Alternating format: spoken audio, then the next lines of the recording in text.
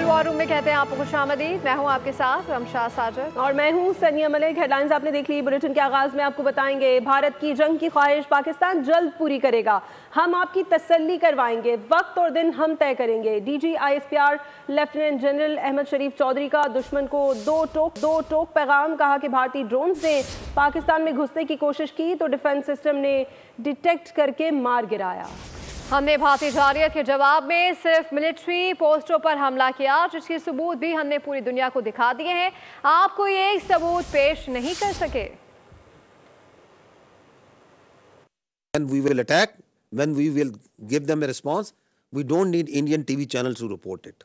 We don't need this controlled, state-controlled media of Modi government to tell where and how we have attacked. We have so far taken out 77 drones, neutralized them through hard kill and soft kill. We have taken and we are taking each one of them out. Not one of them has been able to go back to India, specifically targeting these civilians living on the Pakistan side of Kashmir.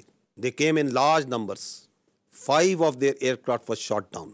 We are continuously responding to this aggression and we are only targeting the Indian military posts. And I will show you the evidence that how precisely we are targeting only their military posts. बड़े हो जाओ, बचकाना हरकतें छोड़ दो। Bollywood industry अच्छी है लेकिन असली जिंदगी मुख्तलिफ होती है। डीजी ISPR का गोदी मीडिया को मशवरा। भारत के मेन स्ट्रीम मीडिया पर चलने वाली खबरों पर भी खूब मुस्कुराए। कहा कि आप ऐसे जंग जीतेंगे। भारतीय मीडिया पर पाकिस्तान को फतह करने की जो खबर चलाई गई ये बदहवासी थी। हमने जो आपके 5 तैयारे गिराए हैं उसकी दुनिया मुतरफ हो चुकी है। They live in movies. I must give credit. They have a very good theatre. They have very good this Bollywood, but that's not the reality. You have to grow out. Please stop living in Bollywood. Grow up. This sort of war they can keep on fighting for next many days. They think that this is war that whatever comes to your mind you start claiming. Why they are doing it? What's the sense of doing this? Because your face has been blackened on night of 6th and 7th May. Because we shot down your aircraft, your so-called very high technology aircraft that you were having, and you thought you can get away with it. And then once you didn't want to send your manned aircraft, you sent your unmanned drones, and we took each one of them out. Your face is being rubbed. You are frustrated. We can feel your frustration. We can feel your anger. और DG ISPR की जानिब से एक जामे और एक मजबूत conference की गई है। इसी पर बात करने के लिए मैं ज्वाइन किया है ब्रिगेडियर रिटायर्ड नादिर मीर साहब ने। बहुत शुक्रिया सर बोल को वक्त देने के लिए। क्या कमेंट करेंगे? भारत को एक बार फिर मुंह की खानी पड़ रही है और साथ ही साथ हम देख रहे हैं कि IMF ने भी अगली केस जारी करने की मंजूरी दे दी है। तो हम देख रहे हैं कि दोनों महाजों पर भारत को बड़ी नाकामी का सामना है। भारत को हर महाज पे नाकामी का सामना है, लेकिन situation is very dangerous because the Indian elite is delusional and living in fantasy world. असल मसला ये है, फैनेटिक तो हैं या एक्सट्रीमिस्ट हैं, वो तो चले ठीक है, होते हैं बहुत मुल्कों में, दुनिया में लोग, लेकिन इधर मसला है कि वो बिल्कुल एक फैंटेसी वर्ल्ड में, बॉलीवुड कह लें, whatever you may like to call it, उस पे रह रहे हैं और जंग भी उसी पे बेसिस पे कर रहे हैं। That is why it is dangerous. जहाँ पर खास तौर पे जंग में या किसी भी सीरियस काम में रैशनैलिटी, लॉजिक, मंतक पे होता है ना। आप कोई काम करते हैं, हिकमत अमली भी, स्ट्रेटजी मीन जो है हिकमत अमली, वो होती है एंड्स मीन्स मेथड्स, कि आपके जो अजाइम हैं यानी पॉलिटिकल एम्स हैं और मिलिट्री कैपेबिलिटीज हैं, दे हैव टू ब्लेंड ना, वो प्राइम करने चाहिए ना।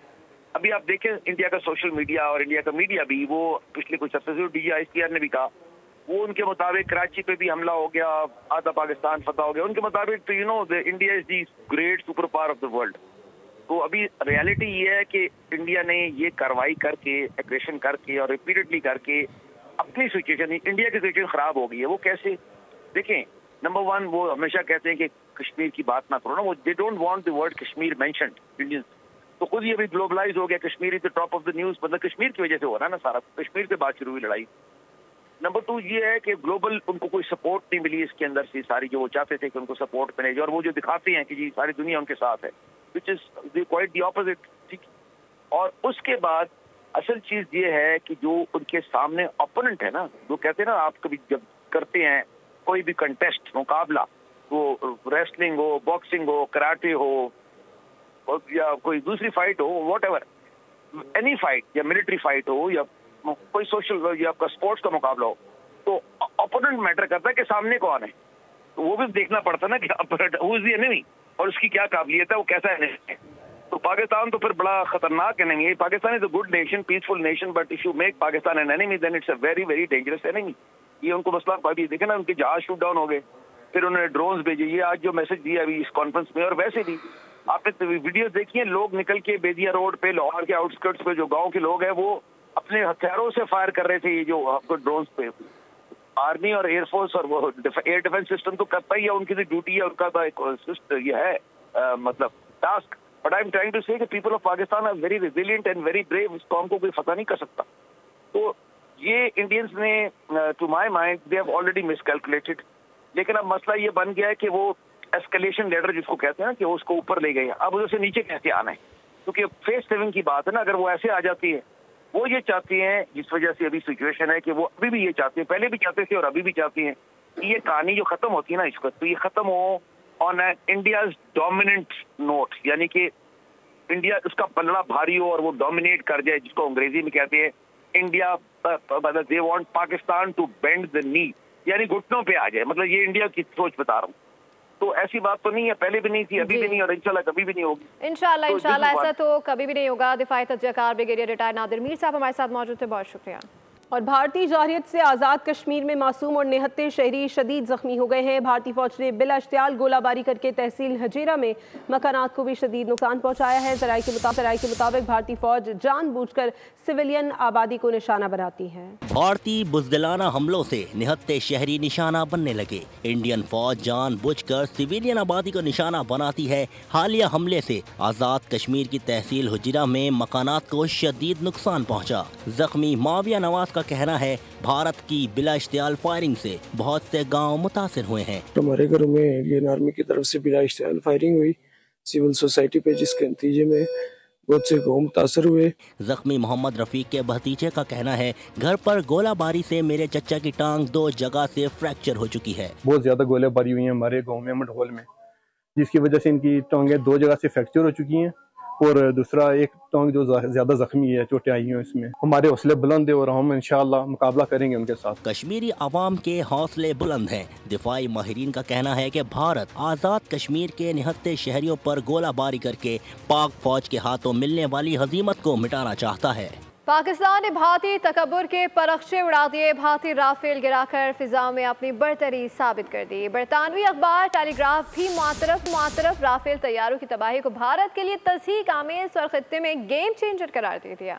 फिजाओं में पाकिस्तान का राज कायम हो गया। दुनिया का दावा, पाक फजाइया की शाहीनों ने भारतीय राफेल गिराकर आसमान में अपनी बरतरी साबित कर दी। बरतानवी अखबार टेलीग्राफ भी मुतरफ। पाकिस्तान ने राफेल तैयारे ढेर करके दुनिया के अस्करी माहिरीन को हैरान और परेशान कर दिया। टेलीग्राफ के मुताबिक पाकिस्तान ने नादीदा और खामोश टेक्नोलॉजी से भारत पर धाक बैठा दी। पाकिस्तान को हासिल चीनी टेक्नोलॉजी का खौफ। भारतीय राफेल सरहद से 300 किलोमीटर दूर रहे। राफेल तैयारों की भारतीय पायलट्स को समझ ही नहीं आ सकी कि उन्हें किस चीज ने तबाह किया। पाक चीन सेंसर फ्यूजन टेक्नोलॉजी ने राफेल को टारगेट लॉक करने का मौका तक न दिया। भारतीय राफेल की तबाही सिर्फ टेक्निकल नाकामी नहीं, भारत के लिए इलाकाई शिकस्त का भी पैगाम है। मोदी ने पैसों से ताकत खरीदी, पाकिस्तान ने अपने जोर बाजू पर इन्हिसार किया। पाकिस्तान ने ऐसी कारी ज़रब लगाई कि मक्कार दुश्मन सारी उम्र अपने जख्म चाटता रहेगा। मोदी जी, आपका मीडिया तो इतना ख्याली है कि लगता है अब कहेगा हमने मरीख पर भी कब्जा कर लिया है। इस्लामाबाद, लाहौर, कराची समेत बड़े शहरों पर कब्जे के दावे। गोदी मीडिया 1.5 अरब आवाम को चूना लगाने लगा। गोदी मीडिया का ख्वाब। इस्लामाबाद में पार्लियामेंट वजीर आजम हाउस पर कब्जा, कराची पोर्ट पर हमला। मोदी जी, आपका मीडिया तो इतना ख्याली है कि लगता है अभी कहेगा हमने मरीख पर भी कब्जा कर लिया। यहाँ तो पार्लियामेंट, वजीर आजम हाउस वैसे के वैसे ही हैं। इस्लामाबाद में मार्केटों में भी रश और चहल पहल है। कराची पोर्ट पर भी मामूल के के मुताबिक जिंदगी रवा दवा। अब जब आपने ये कहा कि इस्लामाबाद, कराची और लाहौर पर कब्जा कर लिया, तो अगले दिन की खबरें आएंगी कि भारतीय फोर्सेस ने टाइम मशीन बना ली और माजी में जाकर नील आर्मस्ट्रॉन्ग से चांद पर पत्थर मांग लिए। अगर झूठ बोलते बोलते आपका दिमाग घूमने लगे तो समझ जाओ आप अपनी खिफ्त मिटाने की नाकाम कोशिश कर रहे हैं। घर से गवाही आ गई, हिंदुस्तान की बर्बादी की कहानी आ गई। द हिंदू, इंडियन एक्सप्रेस और ट्रिब्यून ने तैयारी गिरने की तस्दीक की। हमने भी इसलिए रिपोर्ट किया। भारतीय हुकूमत ने मेरा व्लॉग डिलीट कर दिया। भारतीय दिफाई तज्जियाकार और फोर्स मैगजीन के एडिटर परवीन सहानी ने भारतीय झूठ का पर्दाफाश कर दिया। कहा, भारत हकीकी खबरों को छुपाता है। मैं कारकर्दगी से मायूस हूँ। हमारे कारनामे क्या हैं दुनिया को पता चल रहा है। हमें तस्लीम करना होगा कि हम बहरानी कैफियत से दो चार हैं। भारत का मेन स्ट्रीम मीडिया झूठ और फेक प्रोपेगेंडे में मसरूफ है। Reports that appeared in 3 prominent papers, Hindu, Indian Express and Tribune, which said that a jet has crashed in Bhatinda. I didn't say that 4 planes have been shot down. I didn't claim that. So I have also picked what I thought in my understanding that this was the correct picture. He said that a jet has fallen here and the parts of the jet, they are all over. And then he said that the Indian Air Force commandos and security people, they have come and cordoned off the whole thing. He specifically mentioned Indian Air Force.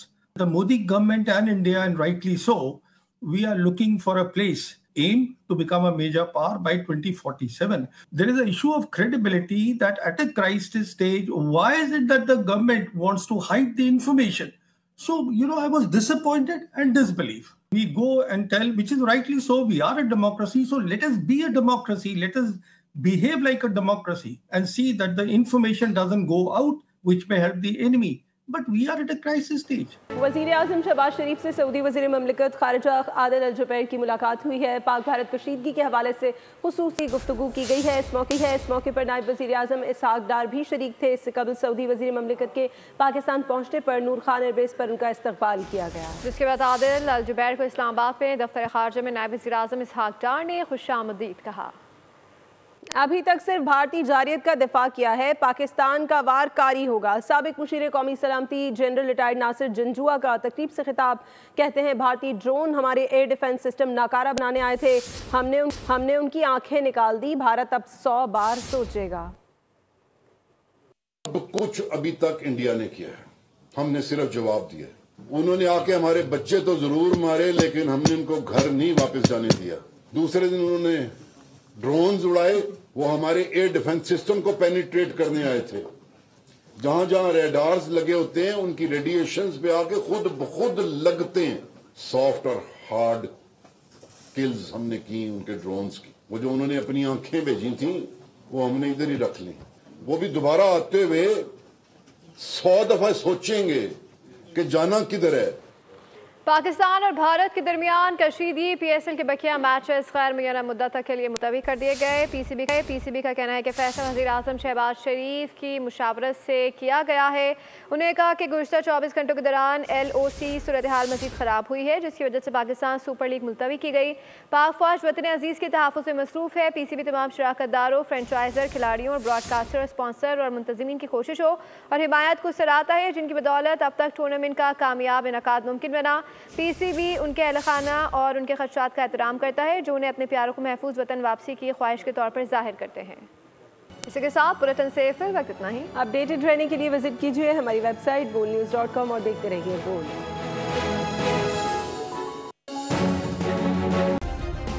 Subscribe करें और bell दबाएं ताकि कोई खबर रह न जाए।